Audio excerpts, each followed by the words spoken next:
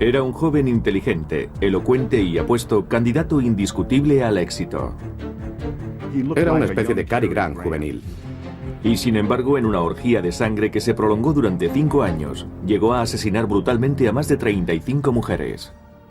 A su juicio, la mejor forma de disfrutar del sexo era esposar a una mujer atractiva, aterrorizarla y convencerla de que iba a morir. Ted Bundy. Sure, I get angry. Very, very angry and indignant. I don't like being locked up for something I didn't do, and I don't like my liberty taken away, and I don't like being treated like an animal, and I don't like people walking around and ogling me like I'm some sort of weirdo, because I'm not.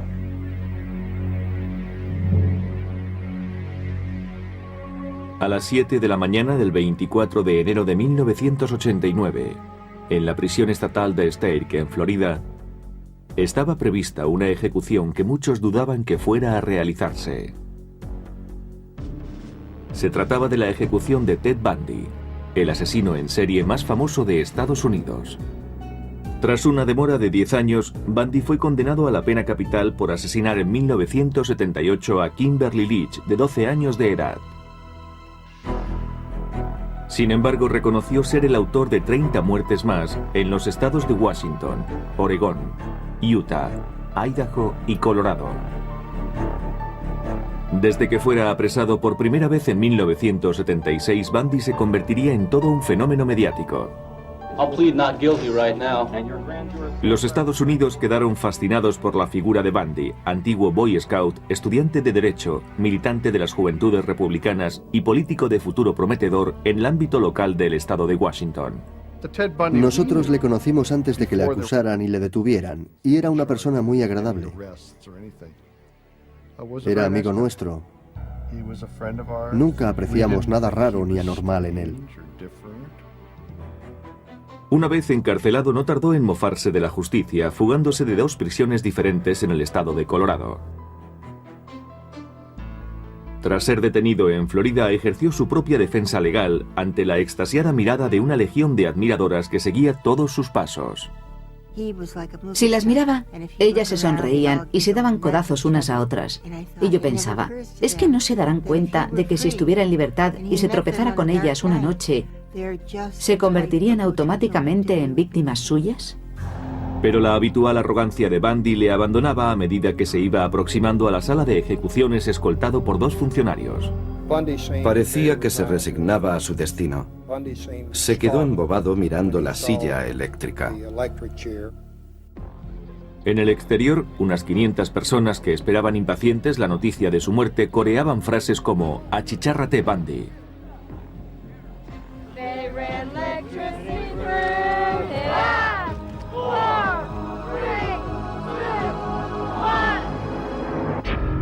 A las 7:16, el verdugo apretó el botón.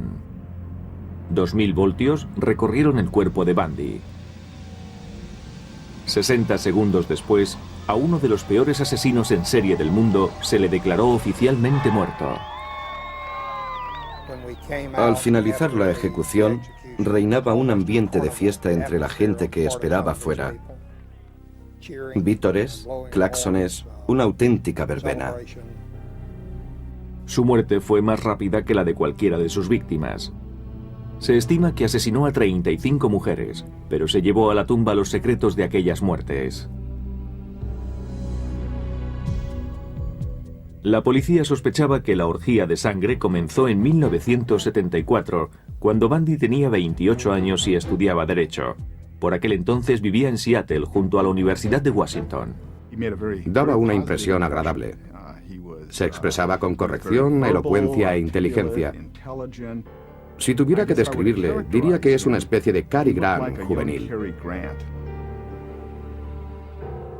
Nadie era capaz de imaginar que aquel joven elegante y apuesto protagonizaría una serie de violaciones, torturas, mutilaciones y muertes que conmocionarían al mundo entero.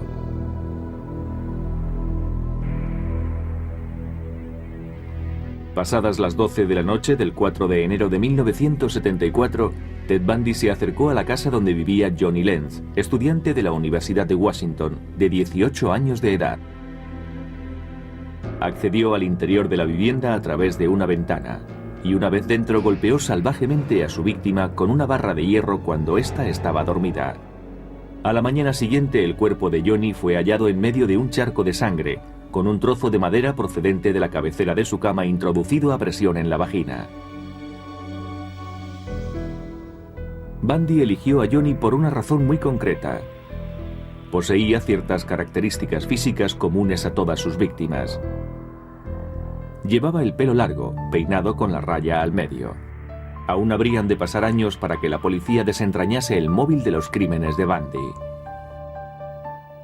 Linda Ann Healy cursaba el último año de sus estudios de psicología. El 31 de enero de 1974, cuando Linda estaba durmiendo, Bundy irrumpió en su habitación. Tras dejarla inconsciente, la envolvió con sábanas y la sacó del inmueble. Transcurrió un año hasta que fue hallada su cabeza, así como otras partes de su cuerpo. Tanto para los perseguidores de Bundy como para quienes más tarde tratarían de entender los motivos de sus crímenes, el enigma seguía en pie. ¿Qué pudo inducir a un joven encantador e inteligente como él a perpetrar tamañas atrocidades contra personas a las que no conocía siquiera? Consideraba a sus víctimas como cosas, no como personas. Nunca le oí referirse a ellas como mujeres. Para él no pasaban de ser simples objetos. La vida de sus víctimas no tenía valor para él, porque no pensaba que fuesen personas de carne y hueso. La idea de conmocionar a los agentes de la ley y ocasionar sufrimiento a los padres le resultaba emocionante porque de esa manera materializaba su venganza. Sin embargo, Bundy, al igual que otros asesinos en serie, era capaz de ocultar a la perfección el impulso asesino que le dominaba. Sus amigos, su familia y sus compañeros le consideraban una persona perfectamente cuerda. Parecía un buen chico. Era un placer charlar con él. Sabíamos algo de su actividad profesional y pensábamos que tenía un futuro prometedor. Era un triunfador en ciernes. Uno de los rasgos más importantes de su personalidad era que parecía muy sincero. Era como si emanase sinceridad por todos sus poros. Pero las apariencias engañan. Bundy era un maestro del engaño. En aquellos momentos no me di cuenta de que llevaba una máscara cuidadosamente diseñada para relacionarse con los demás. Ni por lo más remoto advertí al monstruo que acechaba bajo el disfraz. Pero desde 1974, ese monstruo llevaba muchos años oculto tras la máscara. Quizá desde la infancia. Siempre albergué la sospecha de que bajo esa apariencia de niño bueno bullía una intensa hostilidad, seguramente hacia su propia madre.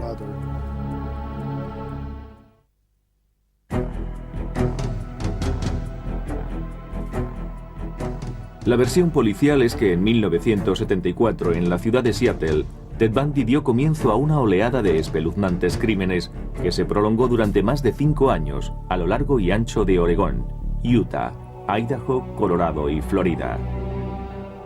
Su sadismo acabó con la vida de al menos 35 muchachas. Al ser detenido en 1976, una de sus defensoras más tenaces resultó ser su madre, Louise Bundy. Permaneció al lado de su hijo hasta que fue finalmente ejecutado en 1989. My Christian upbringing tells me that to take another's life under any circumstances is wrong. And I don't believe the state of Florida is above the laws of God. Louise es una mujer entrañable. No quiso aceptar los hechos hasta la noche de la ejecución, en que Ted se lo confesó todo.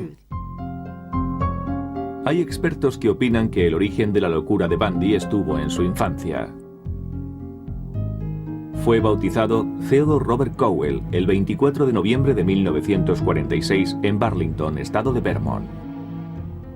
Su madre, Eleanor Louise Cowell, era soltera y trabajaba como dependienta en unos grandes almacenes de Filadelfia hasta que decidió desplazarse a Vermont para dar a luz a su hijo, un hijo tenido, por tanto, fuera del matrimonio.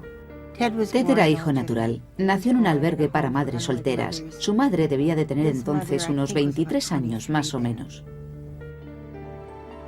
Poco después del nacimiento de Ted, Eleanor volvió con él a Filadelfia, donde dio comienzo una patética farsa. Ted crecería convencido de que sus abuelos eran sus padres, y Eleanor, su hermana mayor. Pero desde muy niño Ted sospechaba que aquello era mentira. Y ese no era el único problema. La madre de Eleanor tenía un amplio historial de depresiones nerviosas, sufría ataques de pánico y hubo de ser tratada mediante electroshock. El padre de Eleanor, Samuel Cowell, era por otro lado un hombre sumamente agresivo y violento. Sam Cowell era adicto a la pornografía y tenía impulsos homicidas. Si sus hijas no se despertaban a tiempo por las mañanas, las tiraba escaleras abajo.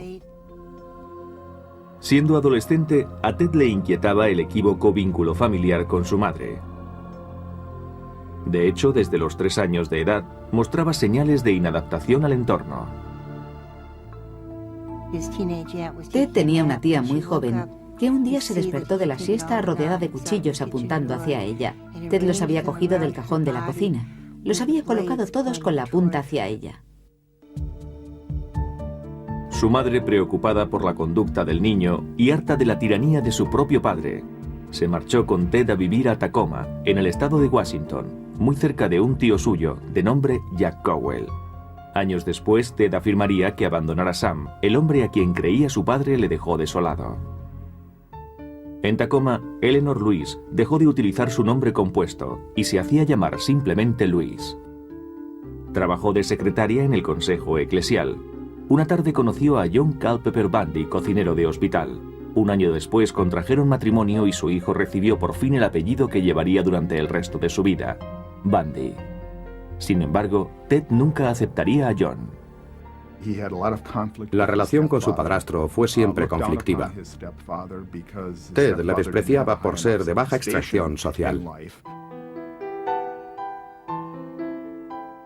A pesar de su nuevo apellido, Ted seguía considerándose un Cowell y estrechó lazos con su tío abuelo Jack, profesor de música de la Universidad de Puget Sound de Washington y hombre de gran erudición. Ted quería ser como él. Para Ted era muy importante sentirse especial, obtener reconocimiento de una forma u otra. Durante los 10 años siguientes, Louise y John aumentaron la familia en 4 miembros, 2 niños y 2 niñas. Para Ted eran tan ajenos como su padrastro. John tenía un grupo de Boy Scouts, pero Ted jamás los acompañaba de acampada. Era como si quisiera desentenderse de cualquier tipo de relación con su padrastro. Y si en su propia casa no encajaba, en el colegio menos aún.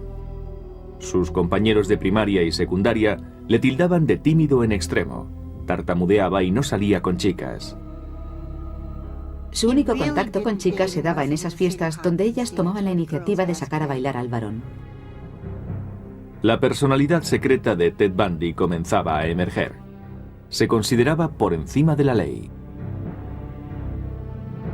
A los 15 años era un consumado ladronzuelo y se le consideraba sospechoso de 2 asaltos domiciliarios. Su tremendo narcisismo, la habilidad para despistar a la policía y la tendencia a burlarse de la autoridad, unidas a su pericia como ladrón, contribuyeron a reforzar su desmedida autoestima y la convicción de que tenía derecho a hacer cuanto se le antojase. Su relación con las mujeres también cambió.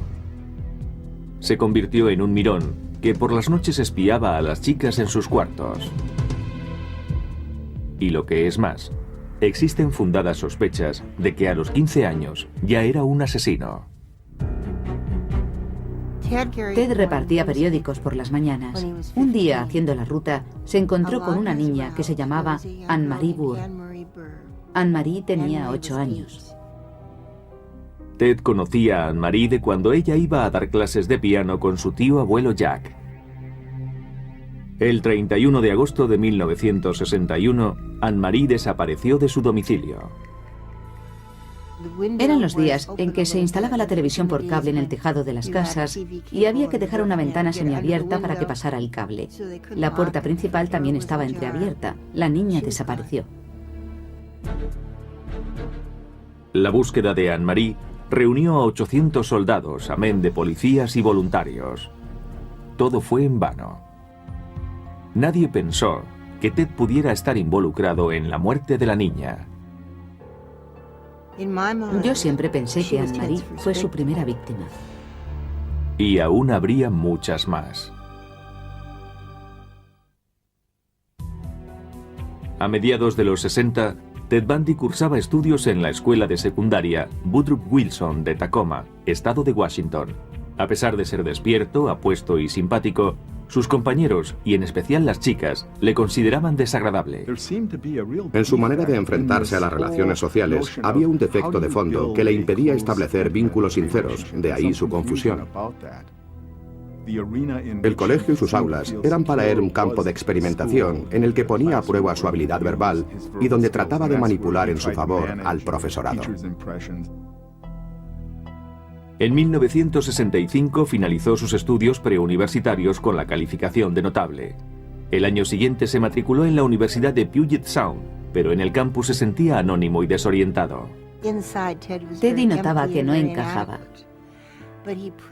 Allí adoptó su fachada de distinción y sofisticación. En 1967, continuando con su farsa, Ted solicitó el traslado al aula de cultura asiática de la Universidad de Washington, donde estudió chino. Comenzó a fraguar su nueva personalidad. El Ted del pasado había sido tímido y retraído. El actual iba a ser ingenioso, atractivo y seguro de sí mismo. La farsa resultó ser provechosa. En la universidad conoció a Stephanie Brooks. Le impresionó particularmente su media melena con la raya al medio. Era de buena familia, sofisticada y afable. Justo lo que Ted ansiaba ser. Ted se dijo, es perfecta, guapa y rica. Creo que la quería bastante, dentro de sus posibilidades. Permanecieron juntos durante un año. Era la primera vez que Ted tenía una relación íntima con una mujer. Se había enamorado de ella. Pero para Stephanie eran solo novios de universidad, sin ningún futuro como pareja. Consideraba inmaduro a Ted. Ted estaba obsesionado por ella, pero Stephanie le dijo que el romance había acabado. Ella le dijo que no llegaría a nada, que carecía de ambición, que no sabía arreglárselas, que le faltaba un proyecto de futuro. Ted quedó desolado. Abandonó sus estudios y decidió marcharse a Filadelfia a ver a los suyos. Su visita obedecía a un propósito. Necesitaba la respuesta a la pregunta que tanto le inquietaba. ¿Quién era él? Tras examinar el registro civil de Filadelfia, se traslada a Burlington, en Vermont. En el ayuntamiento confirmó sus antiguas sospechas. Descubrió que su madre era en realidad la mujer que se había estado haciendo pasar por su hermana mayor. Debe ser tremendo descubrir que los auténticos orígenes de uno no tienen nada que ver con lo que siempre había creído. Su percepción de la propia identidad debió de tambalearse. Debió quedarse perplejo al descubrir que era hijo ilegítimo. Se sintió vilmente traicionado por una mujer, su madre. Y en un momento en el que aún se estaba tambaleando a causa del rechazo por parte de su primera novia. Muchos observadores opinan que fue en ese periodo cuando Ted Bundy decidió vengarse de las mujeres al considerarlas responsables de haberle arruinado la vida. Haciendo gala de una fría determinación, volvió a la Universidad de Washington, alquiló una habitación cercana y se matriculó en psicología. Destacaba en todas las asignaturas y se sintió renovado con una nueva meta en la vida. Algo tétrico se agitaba en su interior, pero Ted lo ocultaba. Las personas como él tienen la habilidad de crear compartimentos estancos en la mente. La identidad maligna, el demonio, el monstruo degenerado vivía en uno de esos compartimentos. Todo parecía indicar que la vida de Ted daba un vuelco a mejor. En 1969 conoció a la joven divorciada Elizabeth Kendall. Primero vino la amistad, después el amor. Era una joven muy tímida pero muy lista. Procedía de Utah. Se conocieron en un pub. Ella le quería sin reparos. La relación con Elizabeth pareció serenar a Ted, pero dentro de sí ardía en deseos de venganza. Si tu personalidad más íntima es negativa y la envidia te corroe, necesitas destruir la belleza que ves en los demás. Y la primera de la lista era Stephanie Brooks. Aún se veían en secreto porque Ted albergaba la esperanza de enamorarla de nuevo, para después rechazarla y despreciarla como ella hizo con él. Para crearse una imagen de hombre respetable, se dedicó a la política activa, participando en la campaña de reelección del gobernador. Yo le consideraba inteligente. Se le daba bien la política y era muy afable. En 1971, a la edad de 25 años, Bundy dedicaba su tiempo libre a disuadir a los suicidas en el teléfono de la Esperanza de Seattle. A su lado trabajaba la futura escritora Anne Rule. Era cariñoso y se le daba bien conversar por teléfono. Resulta paradójico que salvásemos tantas vidas juntos. Si en ese momento alguien me hubiera dicho lo que se escondía tras una fachada tan gentil, le hubiese contestado que estaba loco. Además, trabajábamos los dos solos en un caserón victoriano de 4 pisos que recordaba el de la película Psicosis. Yo no percibía ninguna amenaza en Ted Bundy. En 1972, Stephanie, la primera novia de Ted, seguía siendo protagonista de sus anhelos. Durante un viaje de trabajo a San Francisco, se reunió con ella. El nuevo Ted Bundy la dejó sin aliento. Se enamoró locamente de él y accedió a casarse. En cuanto ella asintió, él la rechazó con desprecio.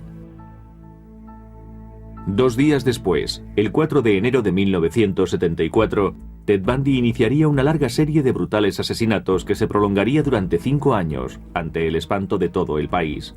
La mayoría de sus víctimas compartían una característica. Sus víctimas predilectas eran mujeres de mediana estatura, de pelo largo y peinado con la raya en medio, bastante agraciadas físicamente. Todas se parecían a Stephanie Brooks.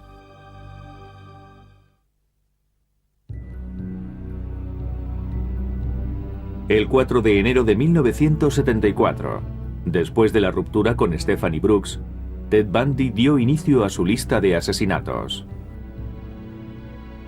Durante los 6 meses siguientes, 8 mujeres desaparecieron de los campus universitarios de Washington, Utah y Oregón. Estoy seguro que estaba a las 24 horas del día buscando víctimas. A algunas las elegía y las acechaba.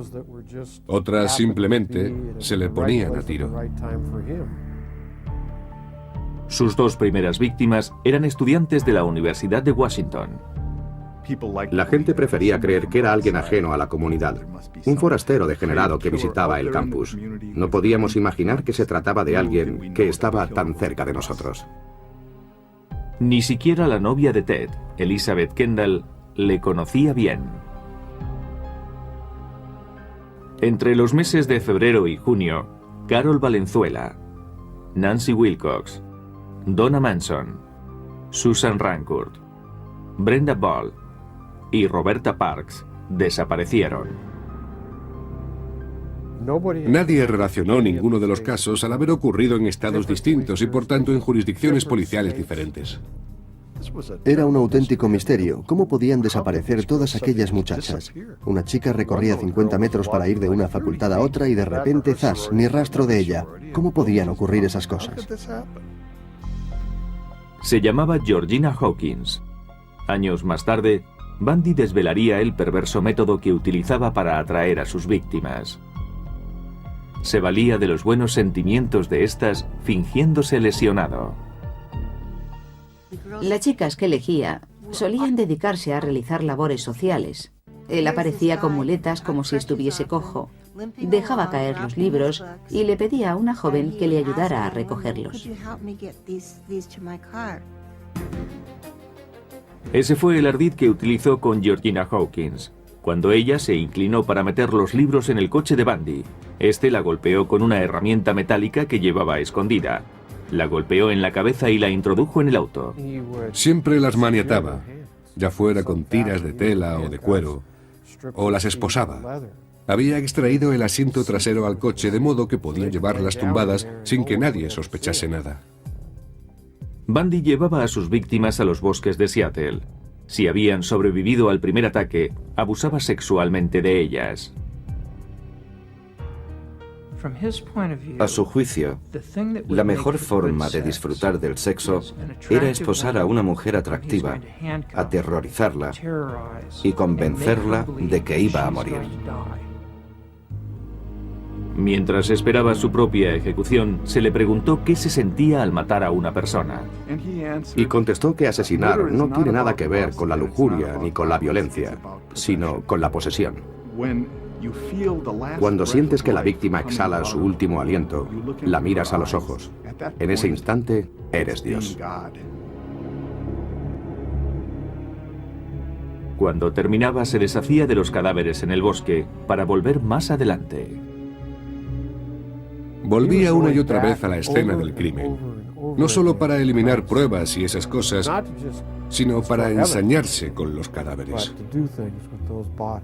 Sospechamos que en cierta ocasión se llevó un cadáver a casa porque la víctima en cuestión estaba maquillada de una manera totalmente inusual en ella. Bundy maquilló a la muchacha muerta para hacerla más atractiva, aunque en realidad le daba igual porque también profanaba sexualmente cadáveres en descomposición. Los psiquiatras que estudiaron a Bundy le consideraron un caso único, pues aunaba dos tipos de aberración al mismo tiempo. Era sádico y a la vez necrófilo.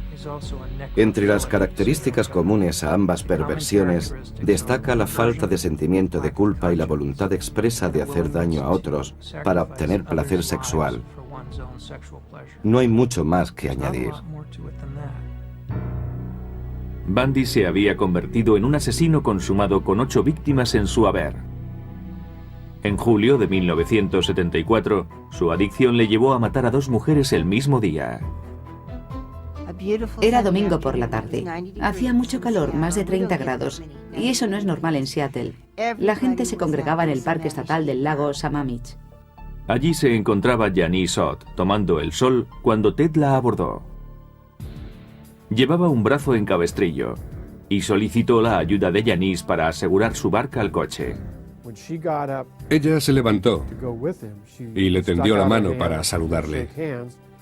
Ambos se presentaron con toda normalidad.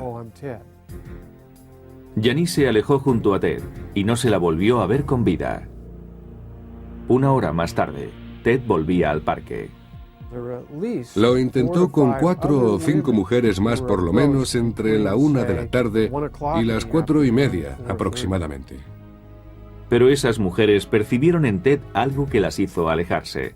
Denise Nasland no tuvo tanta suerte. Sobre las 5 de la tarde se encaminó a los urinarios del parque. Denise estaba con su novio y otra pareja. Se fue al servicio con su perro. El animal regresó, ella no. Pero hubo testigos de la desaparición de Janice y Denise, gente que había reparado en el misterioso Ted. Y gracias a sus descripciones, se pudo poner en circulación un retrato robot del presunto asesino. La policía recibió 3.500 llamadas y se elaboró una relación de sospechosos, todos de nombre Ted. Bundy figuraba en la lista. Salió a colación un nombre, Ted, pero ni se me ocurrió pensar en él. Aquello era obra de un monstruo. Entre 1973 y 1974, el monstruo había sido funcionario de la Administración de Justicia de King County, para quien redactó un informe sobre el delito de violación y las víctimas del mismo. Esto le brindaba la posibilidad de conocer de primera mano las medidas que la policía pensaba adoptar para apresarle. En octubre de 1974 se hallaron 5 cadáveres más.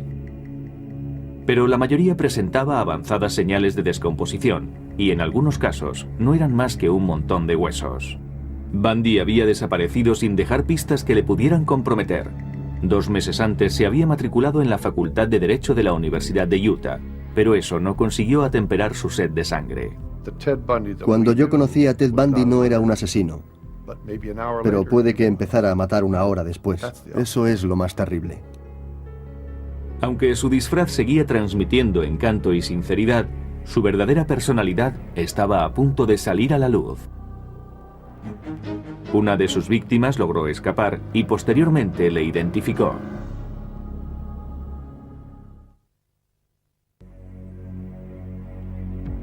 A principios del mes de noviembre del año 1974, Bundy había asesinado ya al menos a 11 mujeres en Oregón y a 2 más en Utah, donde ahora residía. Paralelamente estudiaba Derecho en la Universidad de Utah. De no haber sido por la obsesión de matar, seguro que hubiera llegado a ser un brillante abogado. Los asesinos en serie matan por adicción. Y siempre se convierte uno en adicto de la misma manera. Se prueba la droga por curiosidad y se acaba por no poder pasar sin ella. En este caso, su droga era matar. Pero Bundy iba a cometer el primer error. El 8 de noviembre trató de secuestrar en un centro comercial a Carol DeRonch, de 19 años de edad, haciéndose pasar por policía. Le dijo que habían intentado robarle el coche y él le ofreció ayuda. Una vez en el interior del vehículo intentó esposarla, pero Carol repelió la agresión, consiguió salir del automóvil y huyó. Al fin contábamos con una superviviente que describía con toda claridad al secuestrador y que aportaba pruebas de primera mano, pues estaba esposada. Pero la policía ignoraba todavía la identidad del agresor, y Bundy dominaba el arte del disfraz. Cambiaba de fisonomía constantemente. A veces llevaba barba, otras veces melena lacia, otras el pelo rapado. Creo que cambiaba de apariencia con cada víctima. A principios de 1975, Bundy amplió su radio de acción a Utah, Idaho y Colorado. Mató a 8 mujeres entre enero y agosto, pero no existía relación aparente entre los crímenes. Desde julio de 1974, la lista de la policía había quedado reducida a 200 individuos llamados Ted. Bundy figuraba entre los 200, pero nadie sospechaba abiertamente del estudiante de Derecho. Se empieza a vertir un denominador común en todas las desapariciones. Los asesinatos presentan el mismo patrón. La suerte estaba a punto de abandonar a Ted Bundy. En Utah, el 15 de agosto, un policía de tráfico le ordena que se detenga por conducir de manera imprudente y procede a registrar el vehículo. El agente encuentra entonces una bolsa que contiene una barra de hierro, unas esposas y un pasamontañas. Llevaba el Museo de los Horrores a cuestas. Bundy es detenido inmediatamente bajo sospecha de asalto. Más tarde se le intervendrían mapas y tickets de gasolinera que le relacionaban con los escenarios de los crímenes de Colorado. Como colofón, Carol DeRonch le identifica como su agresor. Nos quedamos de piedra, no nos lo podíamos creer. Nos pusimos de su lado e incluso decidimos reunir dinero para su defensa. No nos lo podíamos creer, no podía ser él. El 23 de febrero de 1976, Bundy es procesado por sus asesinatos. Durante el juicio está convencido de que será declarado inocente. Pero en el estrado, Carol DeRonch relató los terribles momentos que había pasado junto a Bundy y lo identificó como su agresor. Fue declarado culpable y condenado a 15 años de prisión. Durante su reclusión continuaron las pesquisas y se le relacionó con el asesinato de Karen Campbell en Colorado. Pero Bundy continuaba impertérrito a pesar de verse convertido en acontecimiento mediático. Have you ever physically harmed anyone? Ever physically harmed anyone? No. No. Again, not in the context, I think, that you're speaking of. Ted estaba tan seguro de sí mismo que rayaba en la arrogancia. Y eso que le acusaban de asesinato. En abril de 1977 se le traslada a Colorado en espera de juicio. Bundy despidió a sus abogados y consiguió permiso para defenderse a sí mismo ante el tribunal. Bundy confiaba ciegamente en su inteligencia y en su habilidad para manipular y derrotar al sistema judicial.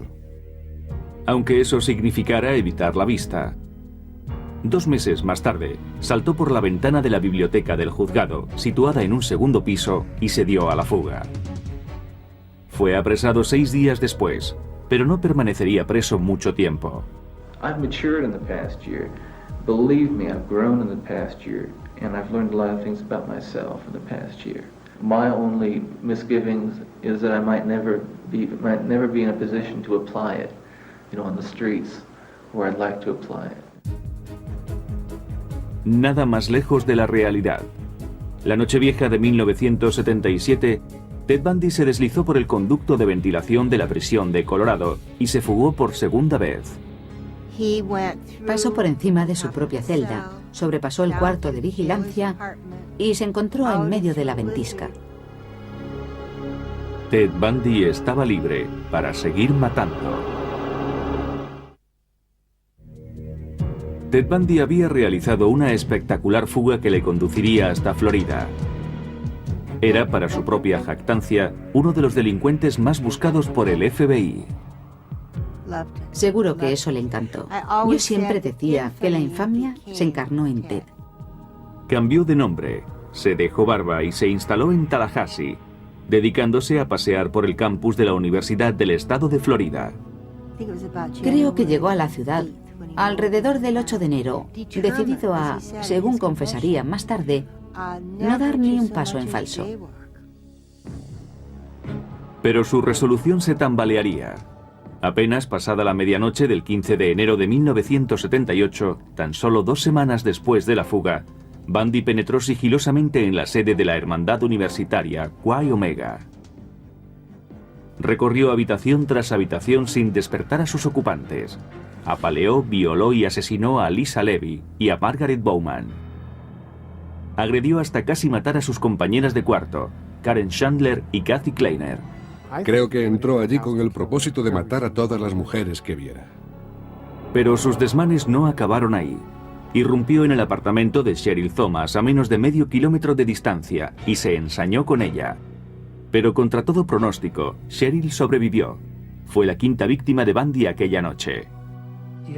No es que fuera incapaz de sentirse culpable por lo que había hecho, es que creía tener derecho a hacerlo, ya que las mujeres le habían tratado mal, ¿por qué no pagarles con la misma moneda? Volvería a matar 3 semanas después. Su víctima en esta ocasión fue Kimberly Leach, de 12 años, muy querida por sus compañeros de clase. Kimberly fue secuestrada, brutalmente agredida y asesinada. Sin embargo, el reinado de terror de Bundy se acercaba a su fin. El 15 de enero de 1978, un policía da el alto a un Volkswagen, cuyo robo había sido denunciado. Ted intentó escapar corriendo. Forcejeó con el agente, el cual llegó a disparar su arma. Al final, el policía logró reducirle. Bundy fue otra vez detenido e identificado. En los meses siguientes se lograron reunir pruebas que incriminaban a Bundy tanto por los hechos acaecidos en la sede de la Hermandad Universitaria como por el asesinato de Kimberly Leach. Otros estados solicitaron su extradición, pero la primera vista se celebraría en Florida el 7 de julio de 1979.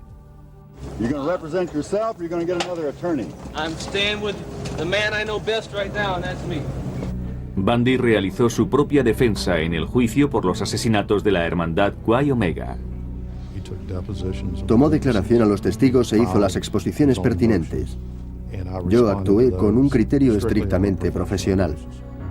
Pero en el momento de interrogar a un agente de policía acerca de la escena del crimen, los miembros del jurado atisbaron horrorizados al auténtico Ted Bundy.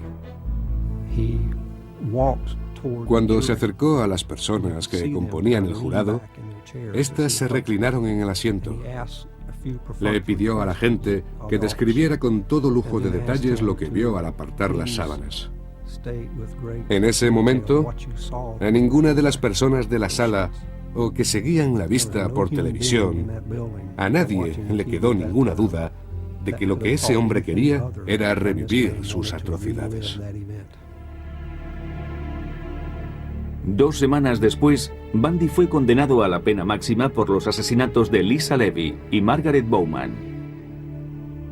En enero de 1980, Bundy fue juzgado por el asesinato de Kimberly Leach. Una vez más, fue sentenciado a muerte. Pero la ejecución se demoraría por algún tiempo.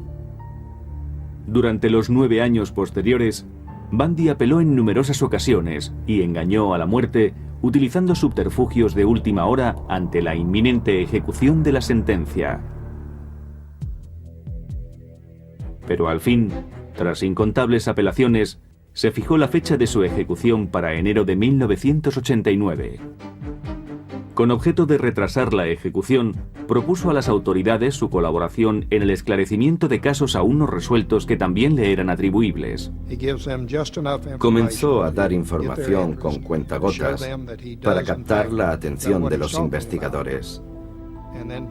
Después les decía que necesitaba más tiempo, que no aguantaba más, que tenían que convencer a las autoridades de Florida de que le concedieran más tiempo para que pudiese facilitar más detalles. Fue una estratagema desesperada. Estaba quemando el último cartucho. Sin embargo, estoy seguro de que Bundy, hasta la misma mañana de su ejecución, se creyó capaz de retrasar lo inevitable. Pero fue en vano.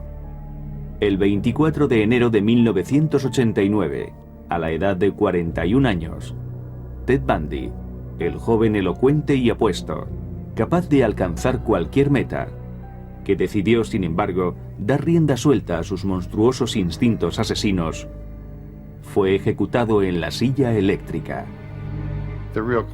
El meollo del asunto es cómo recordar no a Ted Bundy, sino a aquellas muchachas en la flor de la vida, con apenas 19 o 20 años. El mundo era de ellas, y el futuro también. ¿Cuántas familias quedaron desmembradas y hundidas en la tragedia? Desgraciadamente todos recordamos a Ted Bundy. Yo preferiría recordar a aquellas chicas.